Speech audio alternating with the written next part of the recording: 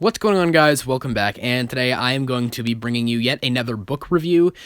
Now, I know I said I would take a break from book reviews, but I kind of did, but, this one took me a little bit longer to get through than the previous books that I reviewed, like Ahsoka and A New Dawn, and this book is Star Wars Master and Apprentice. Now, to just kind of give you the rundown of what this book is about, it is set about 8 years before the events of Star Wars The Phantom Menace, being one of the few elements of Star Wars media to take place before the events of the prequels, and it follows Obi-Wan and Qui-Gon Jinn as they go off on kind of multiple adventures.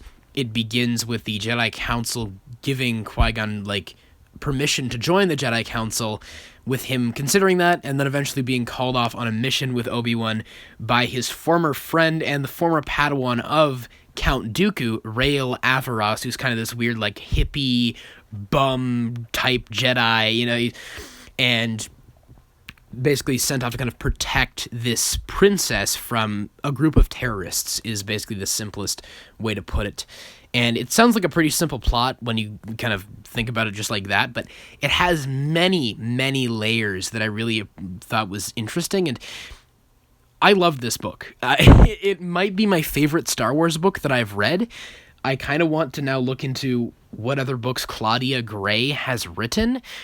This writer, I don't think I've read anything from her before, but I believe she's done other Star Wars books, so I definitely want to look into her other works, but it didn't have elements that kind of it prevented me from getting into them like the previous two that I've read, A New Dawn and Ahsoka. I didn't like A New Dawn. I kind of liked Ahsoka, but it had some really overly gratuitous and violent elements that I didn't like.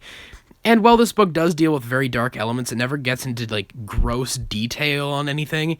And I've got to say, it really did invest me. It is interesting to see this time period that has been explored in very few forms of Star Wars media, this time before the prequels, and you get to see the cracks forming in, or kind of the rot in the wood that is the Galactic Republic before the prequels, before you start to see the cracks really, everything starts to fall apart in the Phantom Menace, and then eventually it leads to civil war, or a war in Attack of the Clones.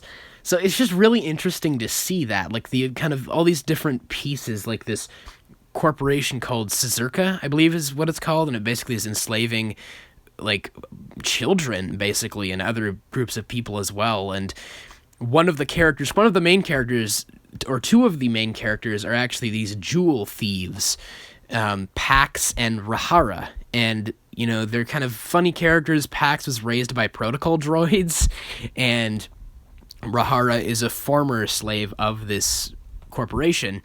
And they, eventually at first they don't really have any great intentions, but eventually they do something kind of noble, which leads to Qui-Gon and Obi-Wan meeting them, and then they become allies and friends, and, they actually have a very important role in the story, and I became very invested in their part of the story, as well as the overarching story with Obi-Wan, and this new character, Rael Averross, who I feel is just super fascinating, this kind of Jedi who, unlike Qui-Gon sticks to the principles of what he feels the Jedi should be.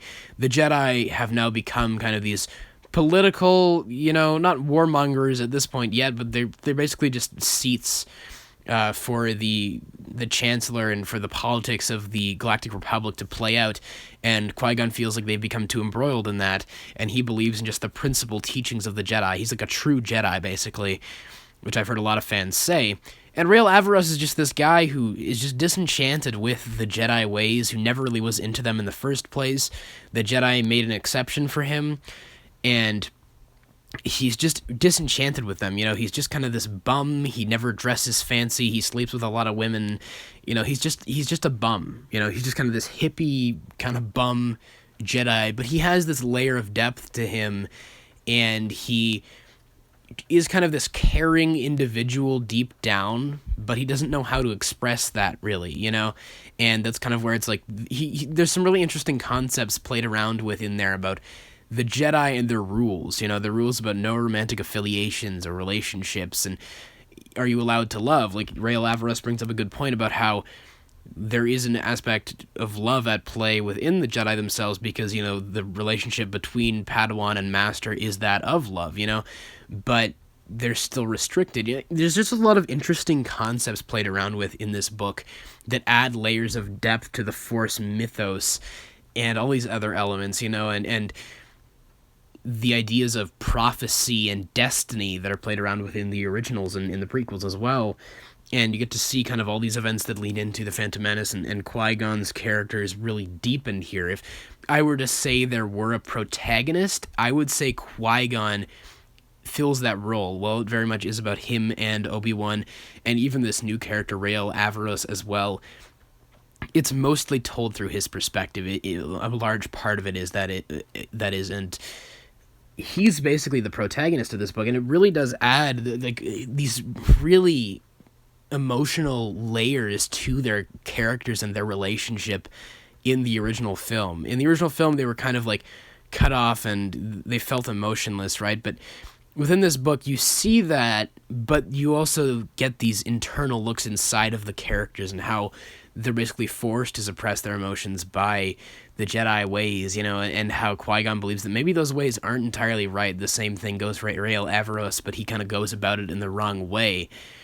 And this whole plot about, this princess and this coronation that's going to happen, and Qui-Gon eventually has a vision about some bad event that is going to happen at this, this coronation, and it's you just have this feeling of dread in your mind for what's about to happen. And there's a really huge twist towards the end that I didn't see coming. They set up this idea, they keep hinting at this one, plot element, and you feel as though that is where the plot is going to go. But there's this really interesting twist, which in the moment feels like, what the heck? But then when you think back in retrospect, it actually makes plenty of sense. And there are just so many interesting elements at play. That plot was totally investing. I found it super interesting, especially with the elements of slavery they were playing around with, and it plays around with Qui-Gon's, disenchantment with the idea of slavery. He feels it's just totally immoral and wrong, and the Jedi are just kind of well, we're not going to do anything about it because we have mandates. But Qui-Gon's no, dude, it's immoral, and I have to do something about it. I'm not going to stand for it. And you get this extra layer added to the original films with him believing in Anakin, the slave boy, and how, it just so interesting. And you have this scene just at the end of the book that really does highlight how much this adds to the original film, to the Phantom Menace. And it's just the scene of Obi-Wan's funeral pyre, the burning of Qui-Gon's body, and you just have this internal look into Obi-Wan's mind and what he's thinking and what he's feeling. And it just adds so much to that original film that wasn't there before. And this is I was surprised, because at first I was all right, this is just kind of okay, it's not that interesting. But then you even have these elements introduced about Dooku as well, and his past with Qui-Gon. There are multiple chapters interjected that are flashbacks, and you get this interesting look into the way that Qui-Gon was raised, and how what kind of a person Dooku was before he was kind of corrupted by the dark side. And you even see how Rael Averross could potentially go down that path, but through his relationship with Qui-Gon doesn't. I don't really want to spoil certain elements in case you want to read it for yourself, so I just want to kind of give an objective review and just talk about things that I really liked in the book. But I was shocked by how much it added by the end. I was really drawn up into this narrative. There were points in the other two books, in A New Dawn and even in Ahsoka, where I just really dropped off and just kind of lost interest and stopped reading. But with this one, I read through more than half of it in one day. I spent hours reading this book, and that's just how invested I was in the story.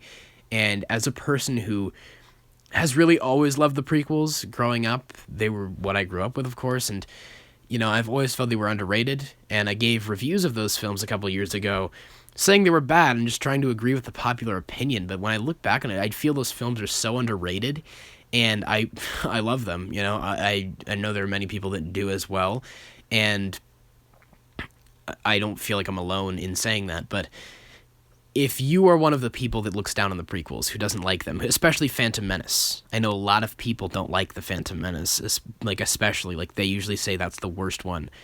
Read this book, and it will, you know, amplify your appreciation for the characters of Qui-Gon, even Obi-Wan, just to like the umpteenth degree. It is so good, and it's also a really well written book. There are little elements and references that kind of do tie it together to all these different elements of Star Wars. I believe at one point in Obi-Wan's or in Qui-Gon's mind, he uses the slang term Carabast, which was, you know, coined by the character Zeb in Star Wars Rebels. That was kind of his catchphrase.